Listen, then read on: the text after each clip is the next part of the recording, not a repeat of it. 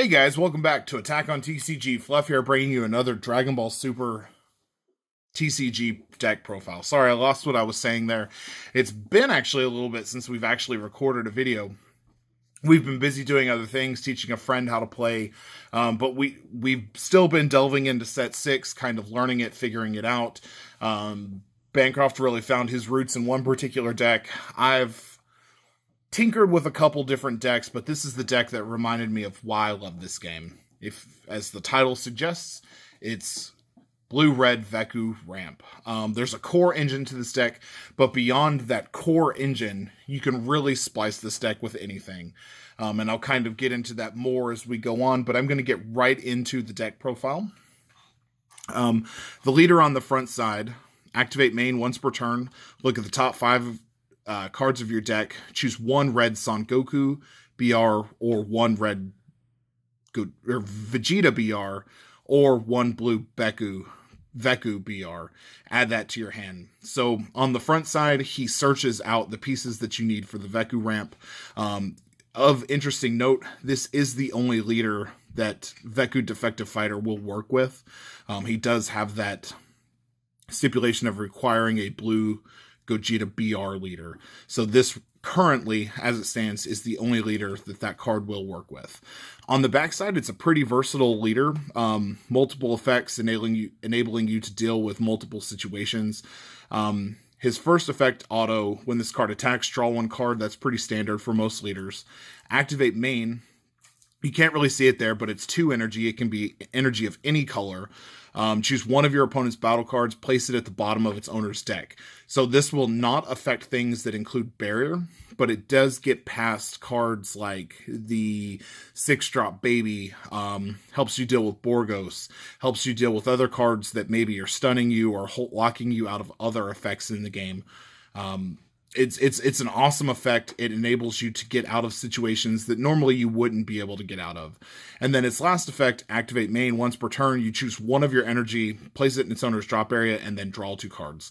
So on its own, this guy can draw 3 cards per turn if you choose to give up an energy, which this deck ramps enough that you can give up 1 or 2 energy throughout the course of a game, especially as you're going for game, and not sweat it too much. So I do really love this leader. I think it's pretty versatile, though I really feel like playing this leader really telegraphs what you're playing in the deck. So do be prepared for people to realize what you're playing, just because this is the only leader that works with the Veku Ramp engine.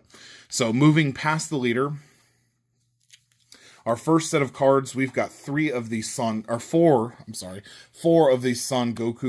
prepping for fusion, and 3 of the Vegeta prepping for fusion. So I've played around with different ratios in this deck. As you'll notice, all of the red Goku and Vegeta BRs share the same power level, so they all work as the same materials for the Veku Union Fusion, or Potara Fusion. It is Union Fusion, I'm sorry. They all work for it, so you don't have to be choosy about which ones you have. The 1-drops act exactly the same as one another.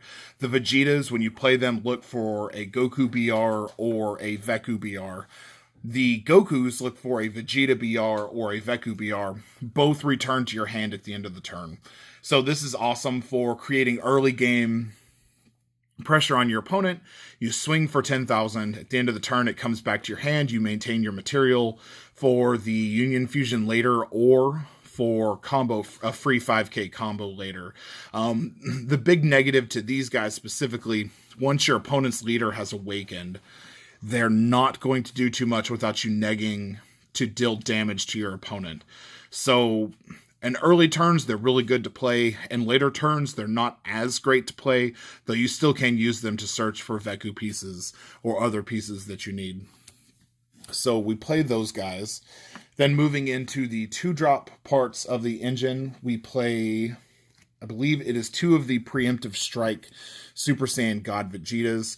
We don't play any of the Preemptive Strike Gokus because I don't feel like his effect is as good.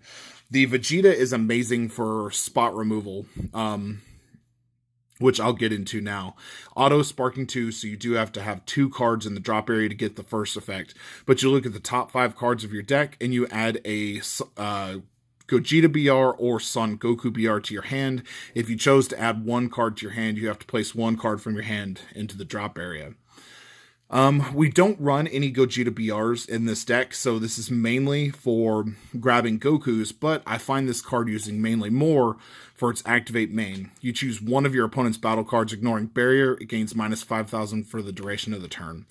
So this is awesome for getting rid of stuff like Dendes or Kamis or Borgos or any starter piece in the deck. Slug, it gets rid of the Wings card that they require to energy ramp.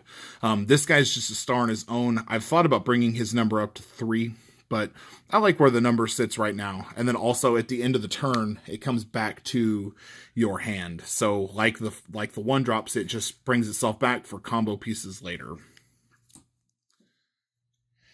And then next we've got 2 of the Harmonic Energy Super Saiyan Blue Vegetas. I don't play these guys as much. I think they're slightly less valuable than the 2-drops, and I might drop one of these to add another 2-drop Vegeta in there. But his effect, Sparking 3, switch this card to rest mode, look at up to the top 7 cards of your deck, choose 1 red Son Goku BR among them, and play it, then shuffle your deck.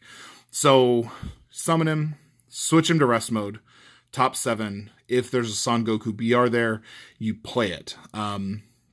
Now, I do want to note that the 3-drop Goku will not get his search effect if you play him through this Vegeta, because that Son Goku has to be played from hand in order to do it. But the cards activate main here.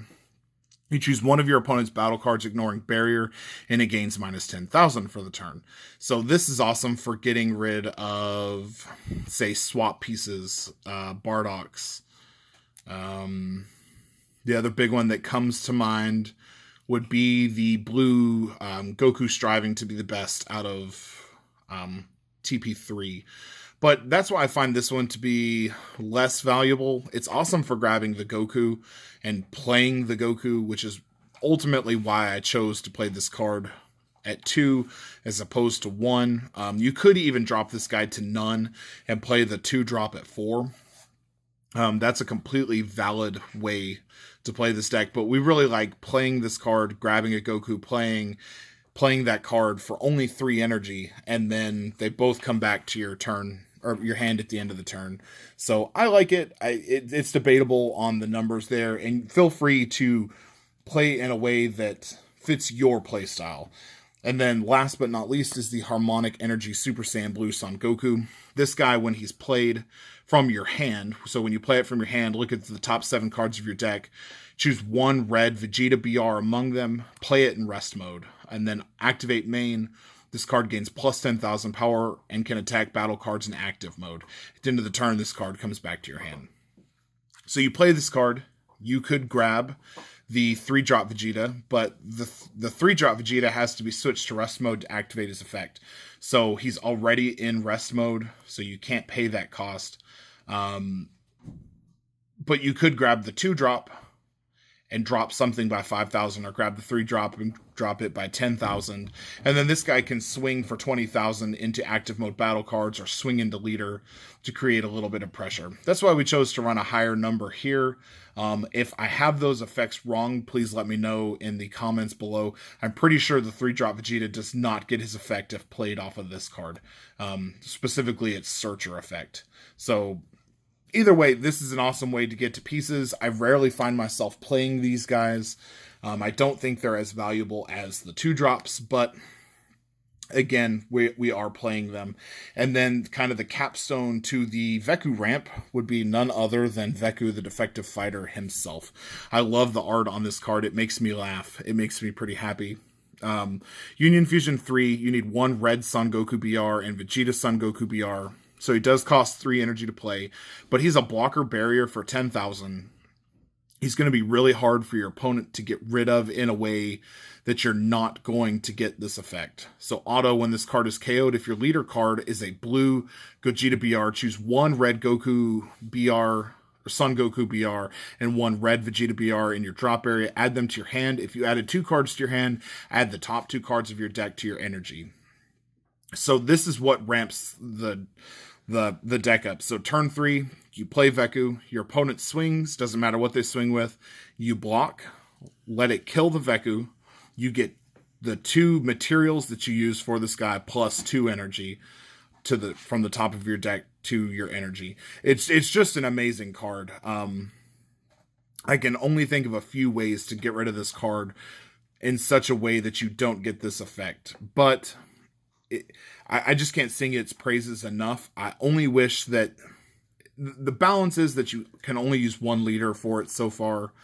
And it has to be KO'd. So if your opponent has a way to flip it to the bottom of the deck, or, you know, reduces its energy level through ways that ignore barrier, that's being destroyed by a game mechanic not being KO'd. So let me know if you can think of a way to get rid of Veku Defective Fighter. But that's the quintessential engine to this deck. So that leaves a ton of wiggle room for you to play other things. Now, the thing that matters here is within the wiggle room, you have to find a way to awaken yourself, as well as things that you can use for increased energy costs. So we're playing 3 of the Awakening Talent Pan. These are alternative turn 1 plays to the 1-drop Goku and Vegeta BRs. So Pan came out of World Martial Arts Tournament. When you play this card, you may choose, or when this card attacks, choose 1 card in your life and add it to your hand. If you do, this card gains 10,000 power for the turn, and then at the end of the turn, she comes back to your hand. So you get to keep her in your hand for later energy charges or free 5,000 combos. It really fits the theme of the early game of this deck. To swing, leave nothing for your opponent to go off on during the turn, and then it's just a good card. We do run it at 3 because we don't want to see her late game. If we do, she's pretty much an automatic charge at that point, or just a free combo piece. Next, we've got our super combo. That would be the North Kai Keeping Watch. Because we do run an Overwhelm in here, and the potential to run other Overwhelms, we didn't want a sparking dependent super combo. So this one, when your life is at 4 or less, if your leader is blue, draw 1 card, it's got the 10,000 on there.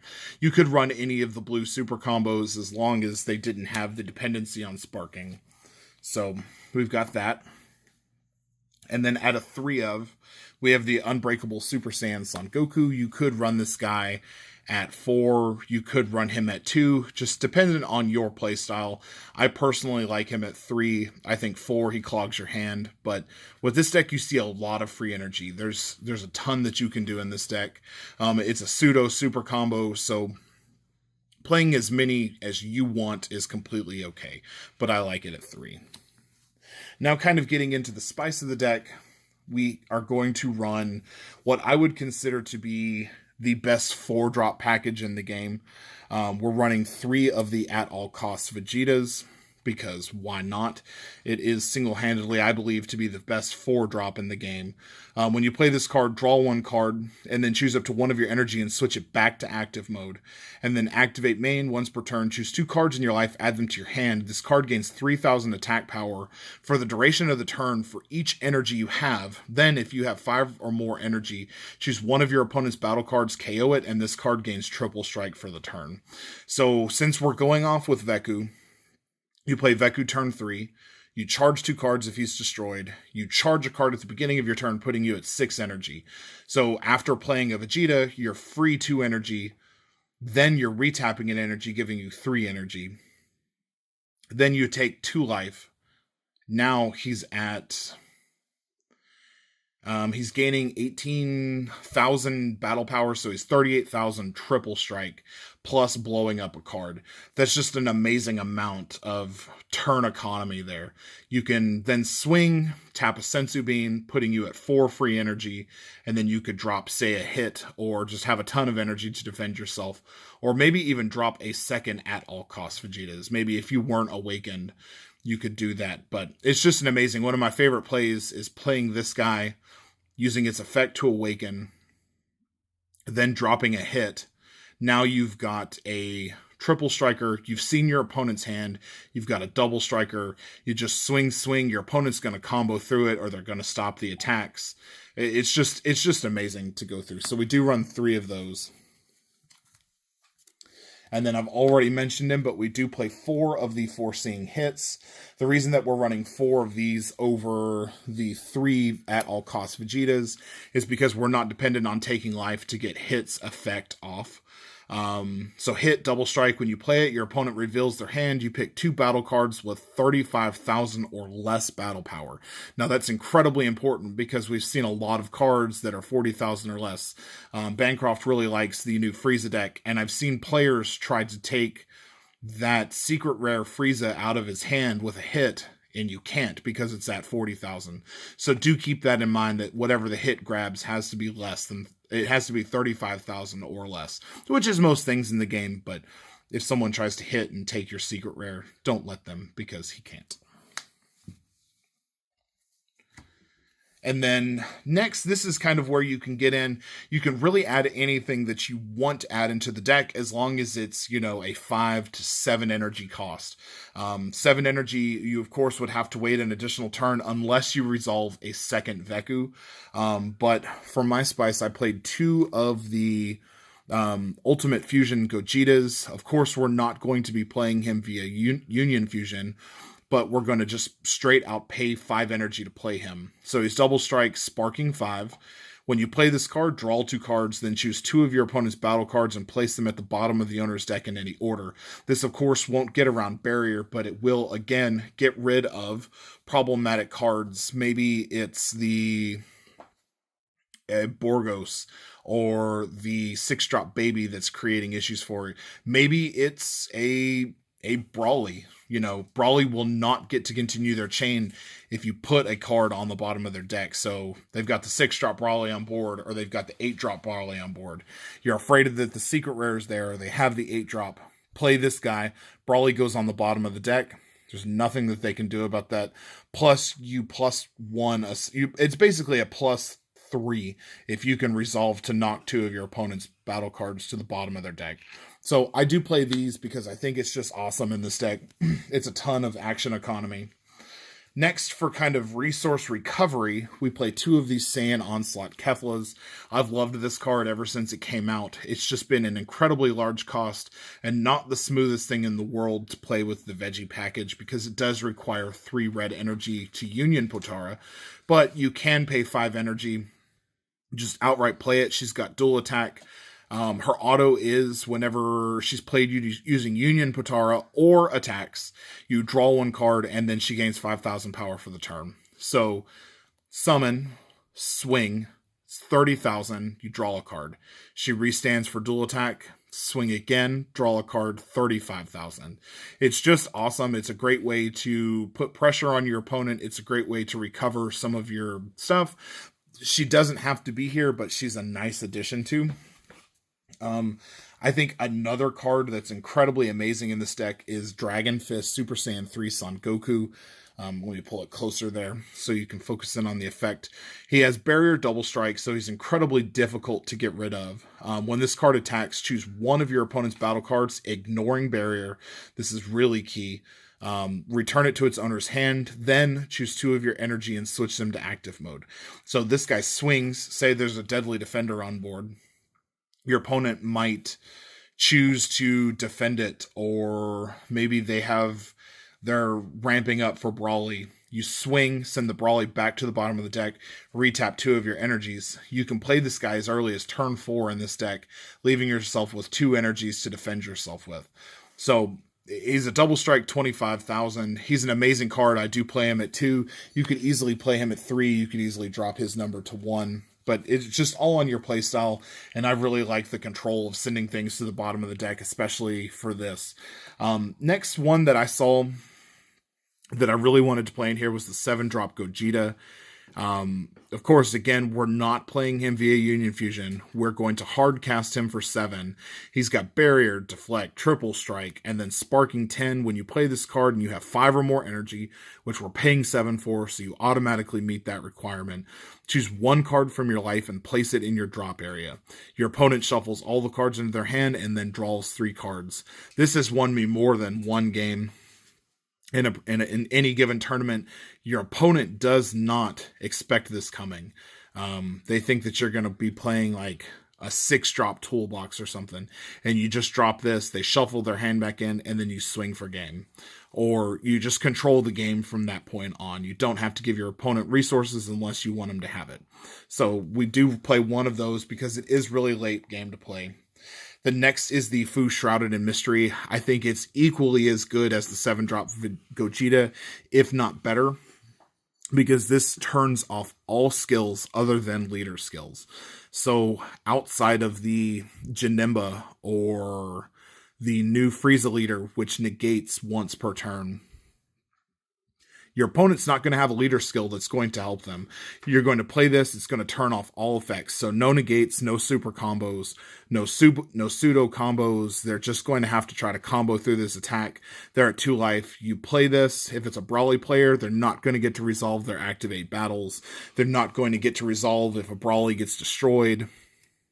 You just play this, swing for game. He does cost 6, and this is the reason that we don't want to rely on sparking effects, because theoretically you're going to want to play this and go for game. And the last battle card that we use, and this has tripped so many people up because in our locals no one's ever really played with this card, but it is the Son Goku and Oob Seeds of the Future secret rare from, was this TP2? TB2, yeah. So we're paying it outright for 8 energy because we don't have a World Martial Arts and a tournament, a world tournament leader. But you're going to play him. He's got double attack, dual attack, or double strike, dual attack, 40,000. First time he swings, you choose 1 card in your opponent's life and energy area and put them in the drop area. The attack resolves. They're either going to take it or combo through it. You restand and swing again, and they again lose a card in their life and a card in their energy area. This card itself, if it will not win you the game then and there, it will out-resource your opponent.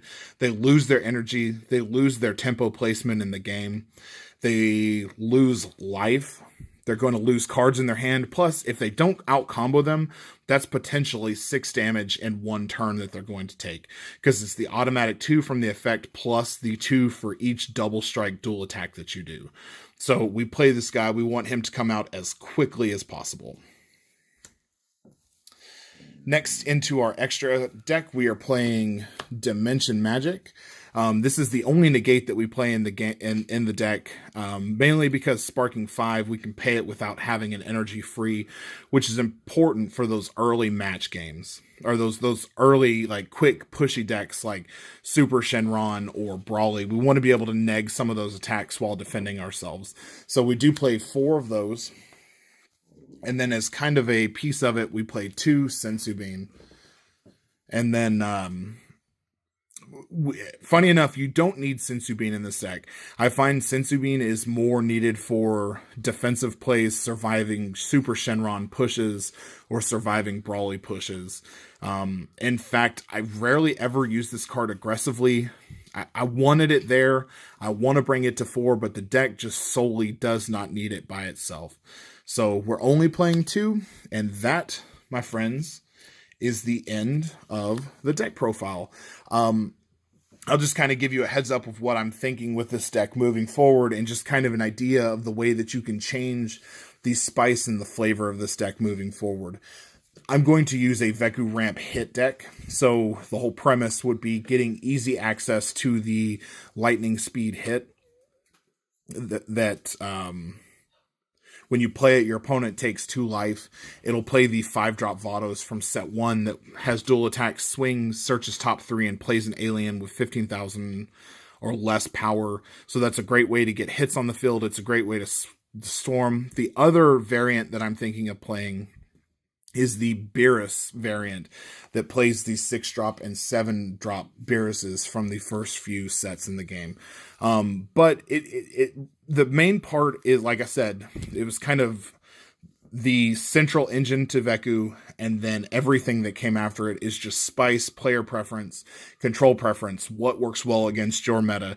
You can literally play this deck with any color. You can do the red-blue variant like this, or you can do a red-green variant, or you can do a mono-red variant, or you can do a red-yellow variant. It doesn't matter. You build the deck the way that you want to do it. The deck is consistent enough to constantly pull that off. It's a ton of fun to play. It reminded me of why I love this game. So if you guys want to see more of this deck, more variants on this, if you have an idea for a variant that you'd like to see for us to tinker with, let us know. I'd be happy to do it. I kind of think this is my new GT kind of bandwagon thing. I'm still on GT, but I still really love this deck. It's the funnest thing that I played. This and Vanilla Coup are the two best things to come out of this set. I don't care if they're the best. I don't care if they're tier 1. They're a ton of fun. So take it from me. Play this yourself. If you'd like to see more from our channel, let us know what you'd like to see in the comments below. Make sure you like, subscribe, and stay tuned, guys. And as always, Fluff out.